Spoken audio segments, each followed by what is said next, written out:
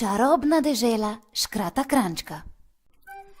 Sem živahen škrat in verjetno si že ugotovil, da se zelo rad potepam naokoli. Na enem izmed svojih izletov sem obiskal prav poseben kraj, skrit pred gnečo, a poln življenja. Kranjček je pohajkoval med dolgimi vrtovi, kjer so posajene dehteče cvetlice, in opazoval pridne čebele delavke, ki so nabirale cvetni prah. Tam so tudi race, ki se na ves glas smejijo druga drugi, svoje sijoče perje namakajo v jezeru in brezskrbno drsijo po vodni gladini. Spoznal je drevesa posebnih vrst, ki jih ne najdeš kar povsod, ter cvetove še posebej živahnih barv.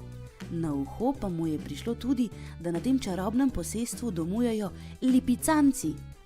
Po samem parku pa te lahko popeljajo tudi z elegantno kočijo. Uganeš, kje sem se potepal? V parku Brdo. Lep škratovski pozdrav!